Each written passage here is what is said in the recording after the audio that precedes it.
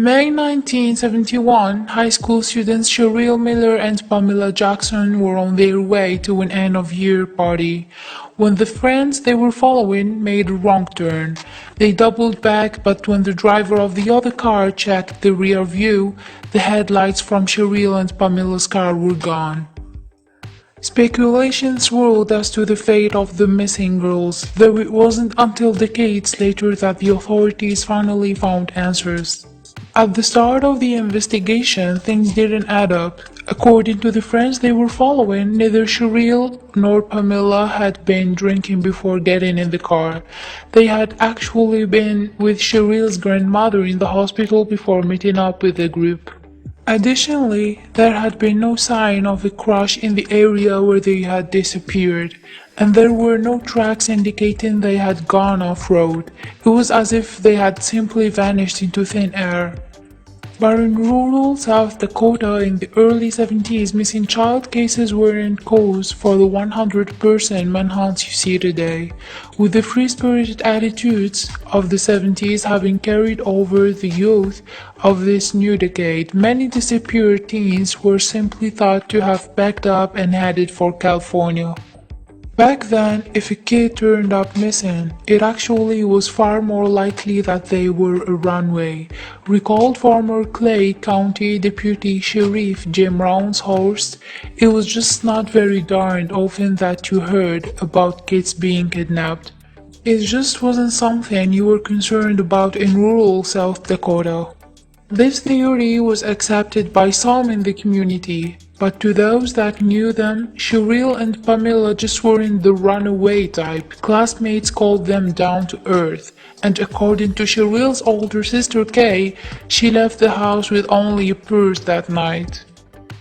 That's why even after the local sheriff's office scaled back its search, family and friends of the missing girls only pushed onward. They checked every ditch and ravine in the county, and Cheryl's father drove back roads for hours each day, desperately calling out for his beloved daughter and her dear friend. As time passed and forensic technology improved, authorities returned to the area sporadically, hoping to uncover any trace of the girls. They employed ground-penetrating radar and metal detectors in search of the vehicle, and they even excavated the gravel pit the two were headed to for the party. Still nothing was found.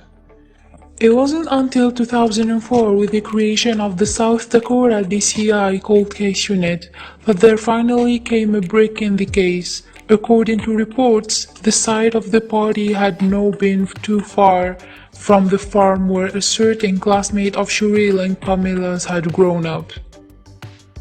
The classmate was David Leakin, a serial rapist who was 14 years into a 225 years prison sentence when authorities began looking into him. Given his history of violence and his proximity to the location where the girls disappeared, Leakin became a primary suspect. This led authorities to search the Leakin farm after David's younger sister claimed to have seen family members burning a large amount of evidence on the property years prior. After a quick search, it appeared she was right. Two hubcaps were unearthed and dozens of bones were found buried beneath the property's septic tank. Women's clothing, personal effects and letters, and a pair of rubber gloves were seized. A single red purse were found tucked away in the farmhouse rafters. Prosecutors moved immediately to add the murders of the two girls to Leakin's charges, and soon after, a prison informant captures Leakin confessing to the murders on tape. The case appeared open and shut, then it all fell apart. The confession had actually been faked by one of Leakin's fellow prisoners, and the items taken from the farm couldn't be directly connected to the two girls. Even the bones beneath the septic tank turned out to be those of butchered animals.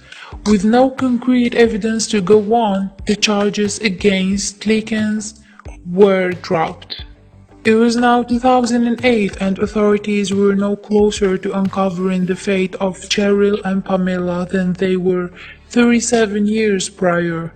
Fortunately, they wouldn't have to go another 4 decades before the real truth came out. 2013, a local fisherman walking along Broad Creek stumbled upon a large shape sticking out of the water. He moved closer expecting to find a few rocks or some discarded trash.